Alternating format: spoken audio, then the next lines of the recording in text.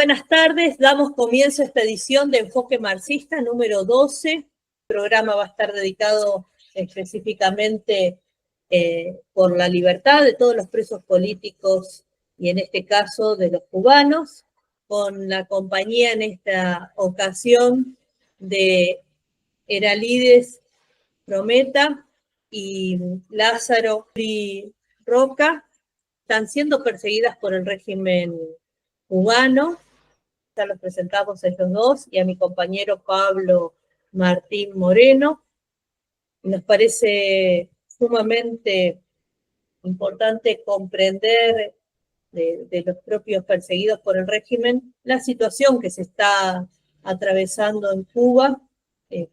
Primero, bueno, saludarte Pablo. Buenas tardes, Lázaro y Eralidis, gracias por concedernos la entrevista. Bueno, nuestras redes sociales nos pueden encontrar por YouTube, como la Marx International, en Facebook también estamos como la Marx International, el mismo nombre, y en el buscador de internet nos pueden encontrar en www.revolucion.org.es. Ahí van a encontrar todos los programas de enfoque marxista que venimos haciendo. Este es nuestro programa número 12. Pueden buscarnos ahí e informarse de todo lo que quieran saber. Saludarte Lázaro y saludarte Eralidis. Primero, bueno, consultarles a ustedes acerca de cómo se dio inicio y lo que han atravesado ustedes a nuestra audiencia.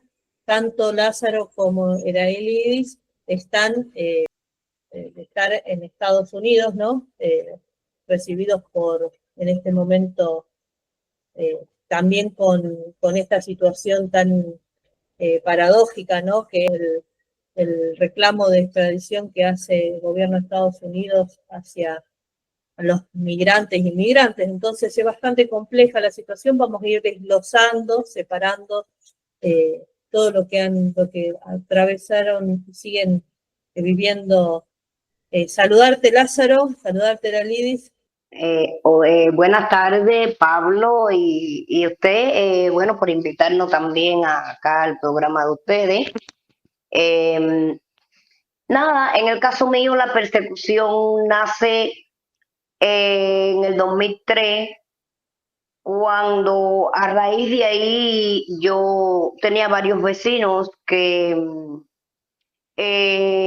eran defensores de los derechos humanos y eso me fue llamando la atención y yo fui colaborando con ellos, guardándole muchas documentaciones y protegiendo algunas cosas para la causa. A raíz de ahí ya, bueno, en un momento fui descubierta y en el 2008 mi hijo fue expulsado de sus estudios y nada, luego de hacer mucha exigencia delante de las instituciones gubernamentales del régimen cubano, todas las respuestas fueron negativas. Mi hijo quedó sin estudio, expulsado, yo como una madre desesperada, casi enloquezco, y ahí fue donde comenzaron mis problemas de persecución.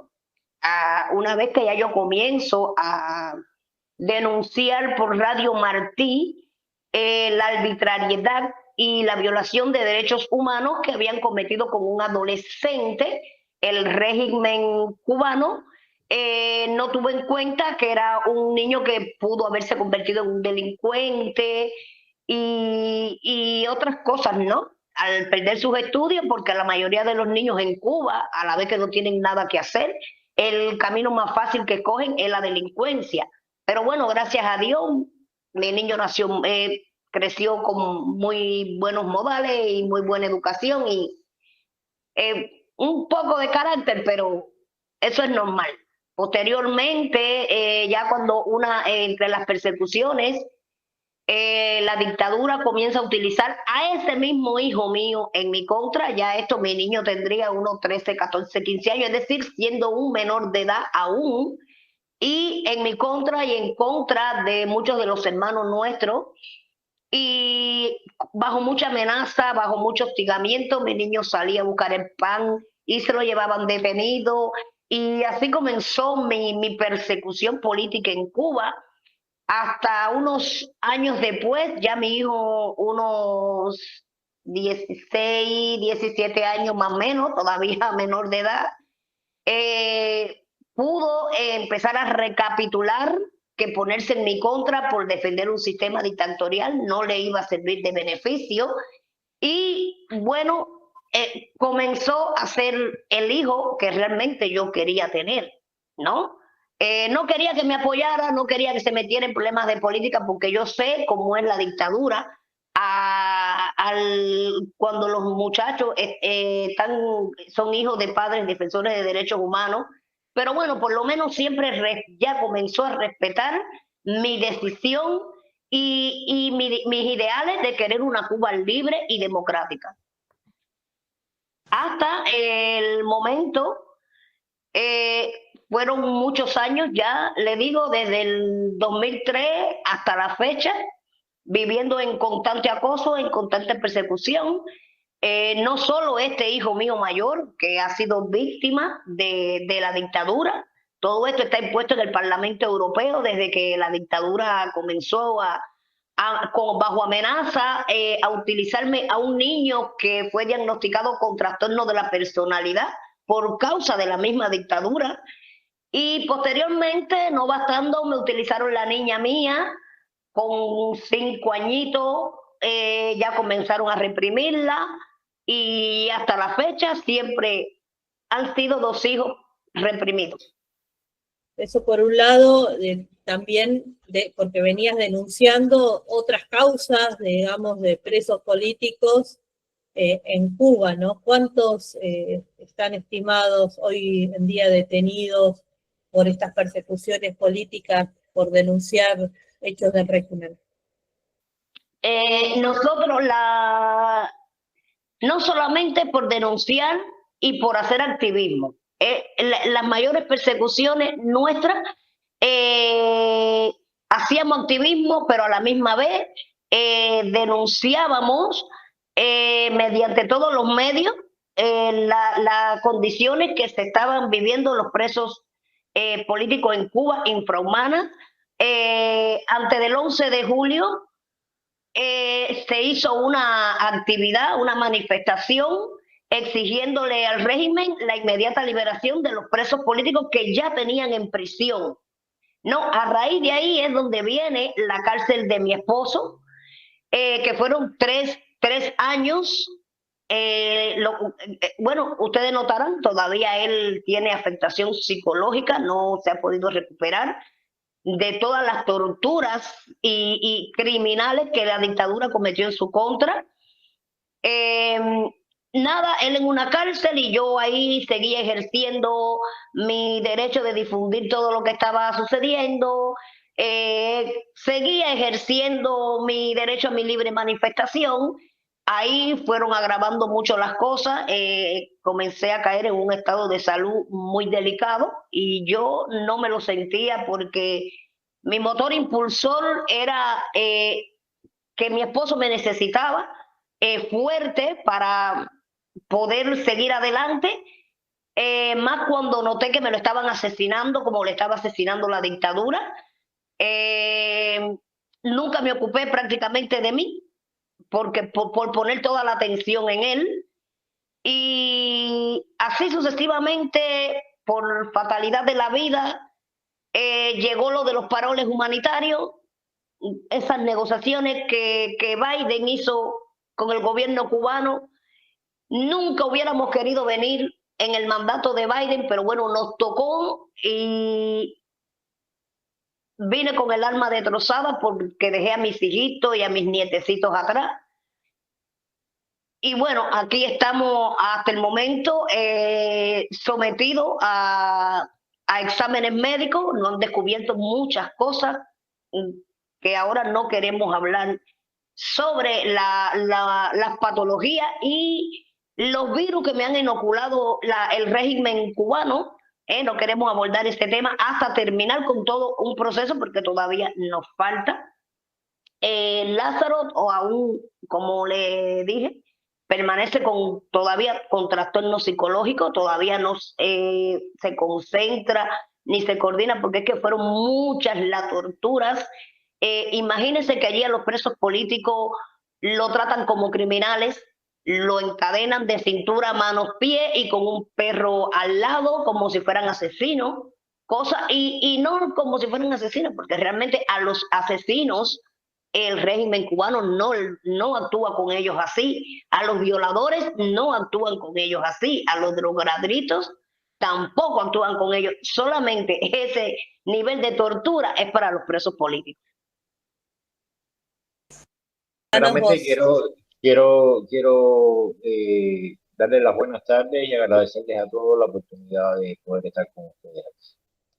Bueno, la situación mía, como ustedes deben saber, también un poco diferente a la de Lili, porque lo mío viene no desde hace 30 años que yo me hice opositor ya declarado al régimen, sino desde un niño, porque esta misma situación, esa misma persecución, todas esas intrigas y todas esas cosas las viví yo, porque siendo un niño, porque ustedes saben que mi abuelo fue el presidente del Partido Comunista desde el año 39 hasta el 61, que tuvo que entregarle el partido obligado a Fidel Castro. No fue que él se lo dio así como, sino él tuvo que dárselo por orden de la Internacional Socialista, porque había unos vínculos de unas negociaciones secretas entre los rusos o los soviéticos en aquel momento y los Castro, como fue que pusieron los cohetes en el año 60 en Cuba, los cohetes nucleares, y tuvieron que negociar los Estados Unidos. Bueno, toda esa intriga que se formó, ¿no? Y desde chiquito siempre tuve que vivir en aquello: usted manténgase callado, usted no confía en nadie, usted no puede hablar delante de nadie, usted no puede decir lo que pasa en la casa, usted, y así me crié. Hasta que ya siendo grande, sí, ya me decidí, después que mi tío Vladimiro, que había sido también el piloto de la Fuerza Aérea, se decidió y se hizo opositor. Yo estuve visitándolo allá en Ariza, en la prisión de Ariza, en Cienfuegos, donde él estuvo preso 5 años, y más o menos así fuimos. Y entonces ya yo me hice comunicador comunitario junto con Marta Beatriz Cabello, que vi que la trajeron también muy enferma de Cuba, y bueno, así hasta ahora ha sido la historia mía.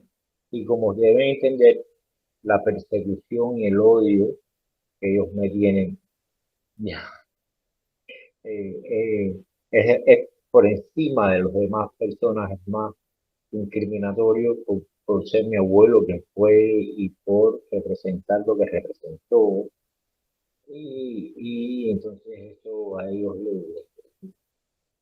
y además de eso, mi esposa y yo teníamos una forma de realizar el activismo muy peculiar. No era igual a todos los demás, ¿no? Nosotros podíamos coger a los de la seguridad del Estado, nos podían decir, nos detenían, y nosotros así riéndonos, les mirábamos la cara y le decíamos: está bien, no podemos ir, no podemos ir. No le decíamos nada, si sí o si no, pero nada más que ya salíamos y era tirándole papeles por todos lados, sabía, y aquello era la forma de contestar a lo que íbamos imponiéndonos siempre, y con esos gestos de disentir de esa manera, y con esos accionarios que nosotros le llamamos, es como hemos estado siempre. Por eso es que ya ellos, llegó un momento en que ellos se cansaron, y como vieron que el activismo mío iba mucho más allá, porque ya no era solamente que unirme a los opositores y unirme a todo eso, no era solamente eso, estaba poniendo por encima una lucha que era ya muy ideológica y muy concentraba porque estaba poniendo a Martí y a Maceo, nuestros líderes, por encima de eso. Incluso critiqué mucho la apertura de nuestra constitución que pone a Martí como Martí, pero pone también a Lenin, a todo este tipo de personas, y les decía, oye, la constitución de un país meramente nacionalista, tú no puedes poner a Lenin, a Carlos Mara, al otro, porque verdaderamente no, no son nacionales. Máximo Gómez fue una gran persona, le tenemos que agradecer mucho a Máximo Gómez porque liberó a Cuba del dominio español, pero no podía ser parte de la constitución cubana porque él era dominicano. Y así se fueron viendo las cosas. Y bueno, imagínate tú. Y así, y como tanto odio que nos tenían, me encarcelaron, nos quisieron dividir a mí y a mi esposa, quisieron matar a los hijos nuestros, quisieron no solamente a mí, sino a nuestros hijos, a nuestros nietos, les han querido acabar con su vida. Nosotros teníamos la información de que a ustedes los habían encarcelado en principio por haber estado repartiendo panfletos con poemas de José Martí. Sí, con pensamientos de él. Con pensamientos de él. El momento exacto de la detención, ¿cómo transcurre? ¿Cómo se suceden las cosas? ¿El nivel de violencia que se ejerce específico? ¿Se puede contar un poco de eso? Sí, como no, el nivel de violencia fue extremo. Eso empezando por ahí, porque fue una cosa, ellos nos tenían a nosotros con una vigilancia, o sea, nos tenían como, ¿cómo decir? Allá en Cuba se le dice chequeo a los que son los que vigilan encubiertamente, que son de la seguridad, o sea, de la policía política, y son los que, eso es lo que se le llama eso del chequeo. Entonces, nos tenían vigilados los movimientos que nosotros estábamos haciendo. De hecho, había uno, Ignacio, que fue el delator, que estaba encubierto y diciendo todo lo que nosotros estábamos haciendo y todo lo que íbamos a hacer. Por eso yo a Ignacio traté Ignacio no, Ivette también. No, ajá, Ivette. Ivette, ¿cómo que se llama? Castillo. Ivette Castillo. Y entonces, por eso es que nosotros decidimos cuando y delante de esas mismas personas que estaban los oficiales de la policía política firmando, nosotros, ¿cómo se llama este muchachito que estaba preso conmigo en el combinado? No sé. Y bueno, decidimos tirar las octavillas, así mismo ahí, delante de esto de los represores y de toda esa gente, o sea que fue delante de los represores. Y el nivel de violencia fue bastante extremo, porque date cuenta que me dieron una golpiza tremenda en el, en el pasillo de ahí de la estación de policía de Zapata y C, y los calabozos quedan hacia abajo en un sótano, y me lanzaron esposado por la escalera hacia abajo, que rodé por la escalera. O sea, estoy vivo de milagro. No se me partió la cabeza, no se me partió un brazo. Me pelaron. Así.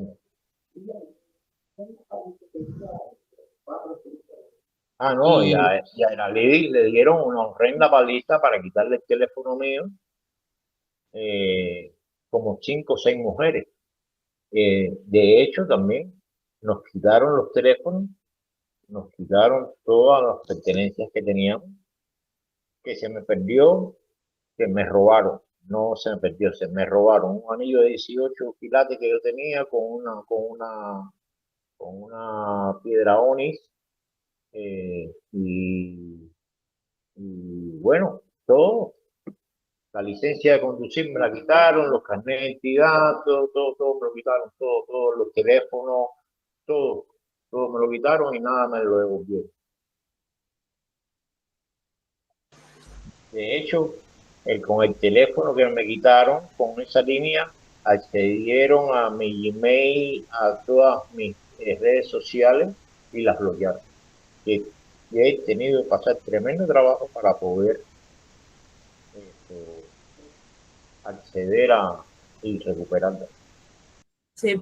¿Cómo fue previamente, ¿no?, el proceso de movilizaciones que se dio en Cuba, las protestas, cómo estaban naciendo y surgiendo, ¿no? No solamente entre ustedes que tienen, digamos, como vos decís, una historia en relación también al país y al Partido Comunista, porque lo que estás planteando también es la persecución por parte del estalinismo histórica que han vivido y atravesado tu familia, se dan este desencanto o esta demostración de lo que estaba pasando realmente en Cuba, el despertar de la juventud ante, digamos, el deterioro de vida, de las condiciones más básicas que ustedes están viviendo. Que cuentes un poco eso, porque tal vez cuando lo decimos desde otros espacios o lugares,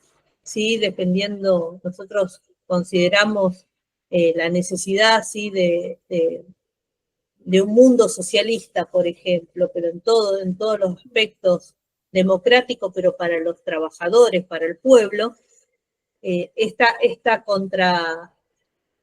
contracara, ¿no?, de los regímenes totalitarios que están queriendo decir socialistas, tanto el de Cuba, el de Venezuela, Nicaragua, que empieza a perseguir a los propios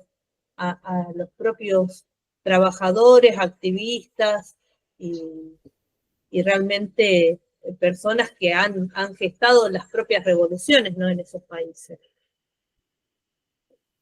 Bueno, yo le voy a dejar a mi esposa que le explique, porque en ese momento yo estaba preso ya. O sea que yo estoy preso desde antes del día 11. Así que le voy a dejar a mi esposa Eralí para que, si me permite. Nosotros veníamos haciendo un trabajo hacía mucho tiempo ya, que era entregas de discos, entregas de octavillas, es decir, veníamos intentando que el pueblo comience a conocer cuáles eran sus derechos, cómo defender sus derechos ante toda la situación que estaba sucediendo en Cuba. Por día el régimen venía, como nosotros decimos, apretando, y a ver cómo se dice esta palabra, arremetiendo contra el pueblo cada día más, cerrándolo sin posibilidad de nada. Entonces nosotros aprovechamos ese momento y comenzamos a concientizar a la ciudadanía, haciendo un trabajo en conjunto. Luego que mi esposo ya lo llevan a prisión, yo continué yendo desde la mañana hasta la noche, y todos los días era a seguir concientizando a más personas y a más personas y a más personas. Recuerdo que el 10 de junio, yo llegué muy cansada a la casa, tiré los zapatos, estaba el señor Manuel Cuesta Morúa, y yo le digo: ay, Cuesta, ya yo no voy a seguir en la calle, estoy cansada, el pueblo no quiere reaccionar, el pueblo no va a hacer nada, el pueblo sigue con miedo. Pero ahí me equivoqué, porque al día siguiente me empiezan a llamar muchas personas: oye, ¿dónde tú estás? Yo en la casa. ¿Y qué vas a hacer? Porque el pueblo se comenzó a tirar. Digo, ¿cómo? El pueblo se comenzó a tirar para la calle, por San Antonio de los Baños, que había muy buenos activistas trabajando también para que eso sucediera. Y ahí se fue agrandando en cada provincia, se fueron uniendo hasta que logramos que en Cuba surgiera como una especie de estallido social, ¿no?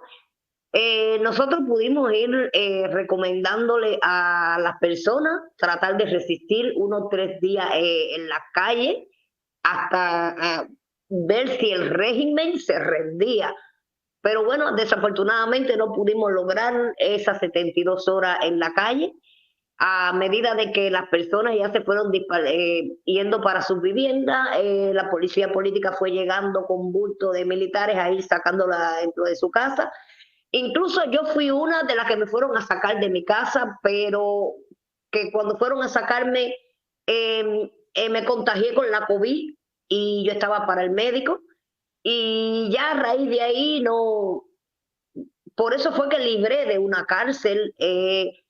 Me pasaron alrededor de una semana poniéndome en los medios de ellos, en la revista de la mañana, en el Humberto ese que todo lo que dice es una mentira, y en muchos programas como una de las protagonistas de la protesta. Realmente yo no fui protagonista de la protesta, sencillamente ayudé en el trabajo para que el pueblo se concientice y saliera a ejercer sus derechos inalienables. Así fue como ocurrió el 11 de julio. Y por las condiciones a las que el pueblo de Cuba continúa sometido, yo no dudaría en que en cualquier momento pudiera ocurrir otro desenlace en Cuba. De la represión que llevaron adelante y sistemáticamente la persecución contra los activistas, pero contra el pueblo cubano que salió a las calles, donde se viene profundizando hace años una política, ¿no? Que hoy en día, a partir del 2016, ejercieron también el grupo empresarial, la administración del grupo de administración empresarial, ¿no? que se generó y que también trabajan desde las Fuerzas Armadas mismas de Cuba, en un holding, en una concentración, ¿no? de las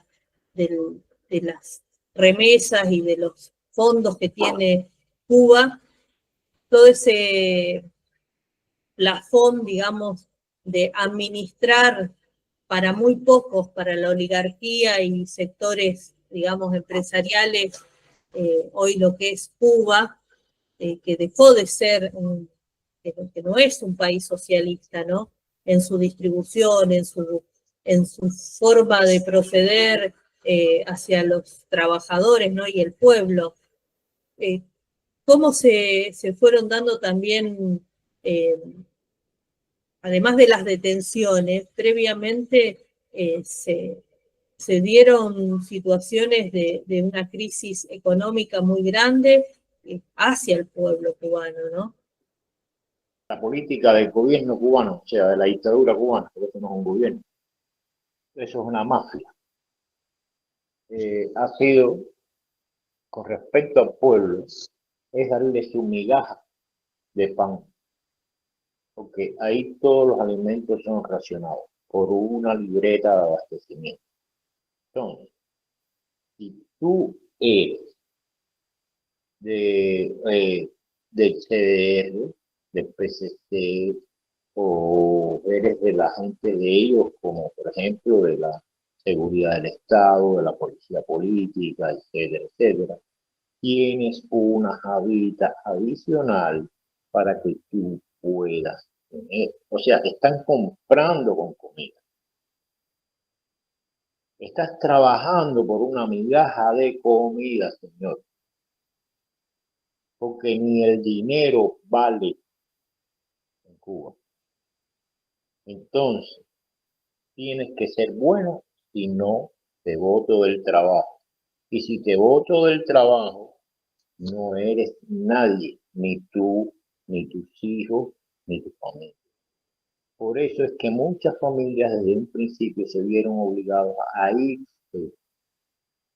Yo tengo amigos míos que solamente por usar un jean, un Levi's, e ir a la Universidad de La Habana, Lo votaron porque le dijeron de que eso era diversionismo ideológico, señores.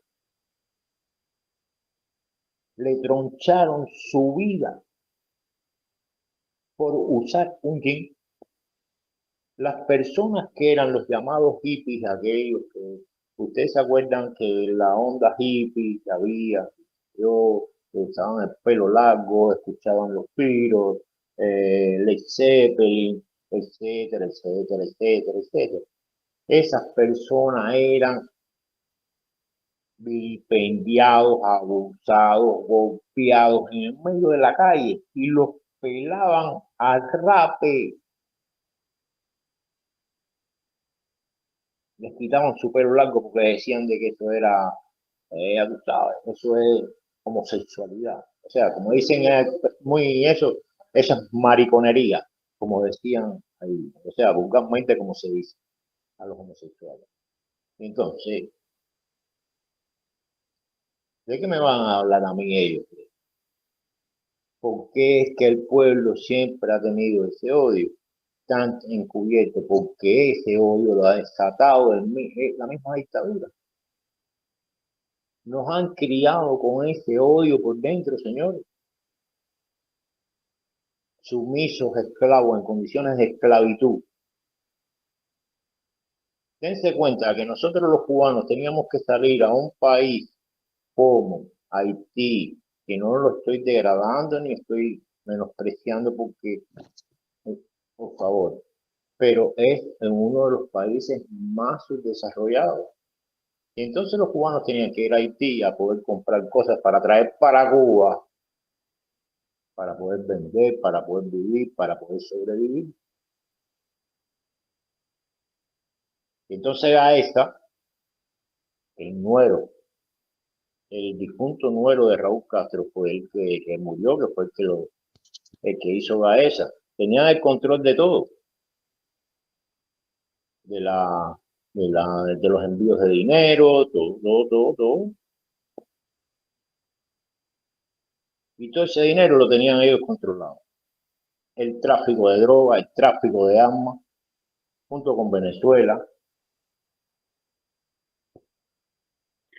Sí, mire, hasta la actualidad el régimen cubano ha intentado llevar a Cuba a un país capitalista, poco a poco lo va haciendo. Tengo entendido, no sé por qué salí de Cuba, que estaba haciendo un negocio con Rusia, no sé si será cierto, pero bueno, todas esas aperturas de esas MIPYMES que actualmente ellos tienen abierto a muy alto precio, a un precio que ellos no le pagan a los trabajadores. Ahora mismo abrieron una tienda en dólares americanos. Yo me pregunto a cuáles trabajadores el régimen le paga en dólares americanos para poder ir a adquirir esos productos.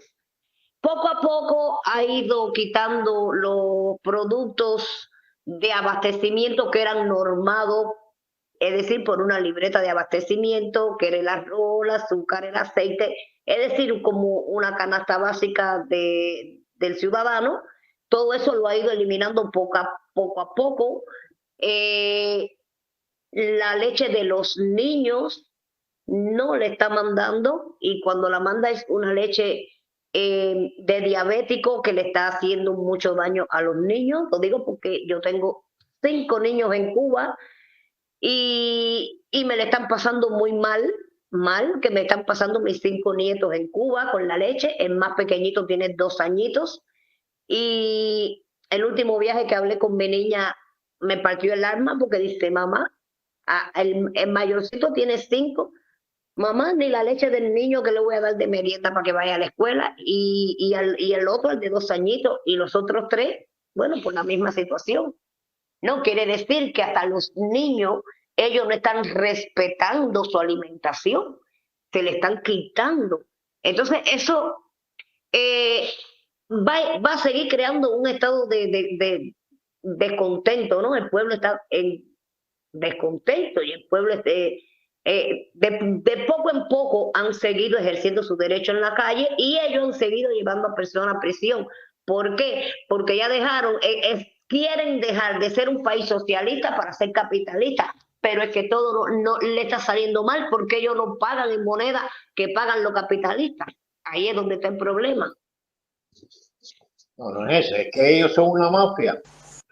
Ellos quieren dominar al pueblo y tener a Cuba dominada como mismo, lo han mantenido todo el tiempo. Sí, pero esto es sin decir que todo el lujo que se están dando sus hijos, sus nietos, todo es demasiado. Demasiado. Demasiado. Todos los negocios prósperos que hay en Cuba son dominados por militares. Iralíes y Lázaro, ¿cuál es la situación que están viviendo? Y porque también conocemos que hay grandes movilizaciones en estos momentos por las medidas que quieren tomar de extradición hacia los migrantes en Estados Unidos. Eso por un lado, y por el otro también las presentaciones que se han hecho dentro de distintos órganos internacionales respecto a justamente esta persecución que ustedes están atravesando. Bueno, con respecto a eso no sé ni qué decirte. Yo me siento sin ningún tipo de protección aquí con las leyes que está tomando el presidente Trump. Una, yo no he querido hacer un asilo político. ¿Por qué razón? Porque mi vida, mi alma están en Cuba, que son mis 2 hijos, mis 3 nietos con su familia, ¿no? Entonces, yo no me puedo hacer un asilo político y resignarme a que mis hijitos no estén aquí al lado mío. No, porque eso sería no querer ni a mi propia patria ni a mi propia lucha. Si hubiera una vía, una forma en que yo pudiera sacar a mi familia de Cuba para tenerlo protegido, yo me acojo a mi asilo político, porque a mí realmente de Cuba lo único que me interesa es liberarla de la mano de los Castro. Y mi familia, que no quiero dejarla atrás. Entonces sí, estamos desprotegidos porque no sabemos a qué nos vamos a coger. Justo nos faltan 4 meses para poder presentar a un estatus y no sabemos la suerte que podamos correr, solo Dios sabe lo que puede pasar con nosotros. Lázaro, ¿querés agregar algo respecto a esto? No, estoy muy de acuerdo con Eralí, y además de eso, la situación nuestra aquí, y bueno, usted sabe que una adaptación, salir de la prisión como salí yo, y ella salió de Cuba también, y volver es como si fuera volver a nacer, ¿no? Y volver a empezar a adaptarte a todas las situaciones y volver a involucrarte atrás y a tratar de sobrevivir y integrarte a esta sociedad. O sea, muy distinta a la que tú vivías. ¿Entiendes? Entonces, bastante fuerte, pero bueno, gracias a Dios y la fuerza que tenemos, ya estamos en un trabajito y estamos saliendo adelante. Yo sí, hay cosas que quiero agradecer, ¿no? A la vida y todo, porque verdaderamente estoy vivo gracias a eso y me trajeron hacia acá, ¿no? Y a la lucha que tuvo mi mujer y muchos de ustedes, que les tengo que agradecer de verdad. Estoy vivo gracias a eso, pero no es fácil. Pero hay que seguir adelante y seguir peleando por nuestra patria y por los derechos de todos los cubanos y de todos los humanos, porque ese es el motivo nuestro. Este encuentro que es para reforzar y por supuesto conocer la historia de Iralíes y de Lázaro y de todos los presos cubanos también, que estamos exigiendo la libertad absoluta de todos los presos cubanos. En este caso estamos levantando esta campaña y queremos que adhieran, que se sumen y que conozcan en profundidad lo que está pasando en Cuba y en el mundo, ¿no? Respecto a estas persecuciones. No, y que ya es tiempo ya y que ya es tiempo, disculpa, y que ya es tiempo ya de que Cuba sea libre, señor. ¿Hasta cuándo va a estar esa dictadura ahí impuesta? Ya son 60 y pico de años. Ya está bueno ya. Sí, y sobre todo darle mucha visibilidad a la situación de todos los presos en Cuba, seguir apoyando hasta lograr que el régimen lo acabe de liberarlo a todos. Para empezar a cerrar, primero hacerle saber al público que nos está viendo que la Marx Internacional se comunicó con la Comisión Internacional de Derechos Humanos a través de un escrito para que se trate este asunto de los camaradas que estaban siendo torturados y mientras estaban presos en Cuba, pues de su retención.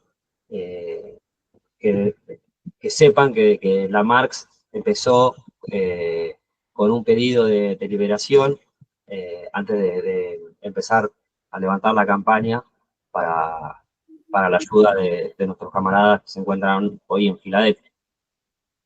Bueno, por otra parte, recordarles nuestras redes sociales.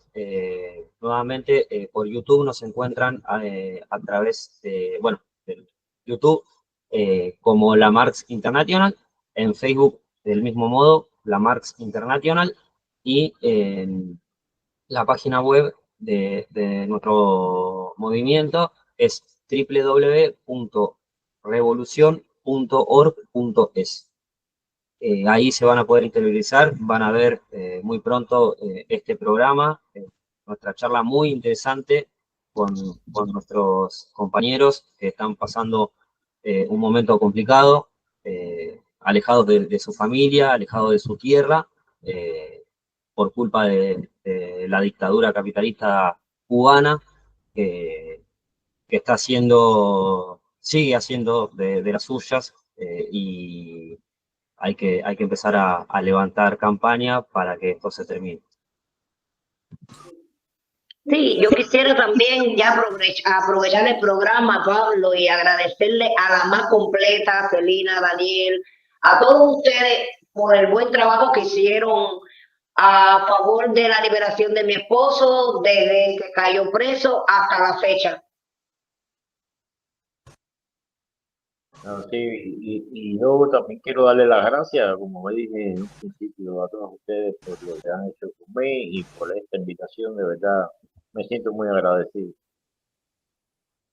Bueno, los agradecidos somos nosotros de que ustedes hayan podido, ¿no?, expresar esta situación, ¿no?, en toda su extensión y su dimensión. Nos pasó también con la causa de los presos y perseguidos políticos nicaragüenses, ¿no?, de que en medio de estas dictaduras se dicen o se concentran en plantear que son socialistas cuando han dejado al pueblo fuera de todo derecho, de ese grado de usurpación que han hecho del poder y de los derechos de todos los trabajadores de esos pueblos. Decir esto, exponerlo, desenmascara estas necesidades que tienen las corporaciones y estos títeres, ¿no?, de las mismas para sojuzgar al pueblo. Entonces necesitan reprimir, necesitan encarcelar, necesitan acallar a los pueblos. Ustedes son la expresión de que no los pueden callar y que no nos pueden callar. Entonces, no hay un agradecimiento, sino una necesidad imperiosa de levantar no solo las campañas, sino de sacar a todos los presos políticos de Cuba y del mundo, ¿no? Muchísimas gracias por haber compartido esta edición número 12 de Enfoque Marxista.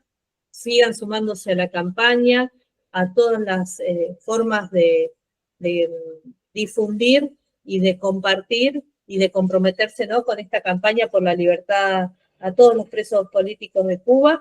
Y que bueno, muchas gracias y nos reencontramos en nuestra próxima edición. Gracias a ustedes por invitarme. Que tengan un buen día. Muchas gracias. Muchas gracias a ustedes por todo. Gracias, gracias. No, gracias.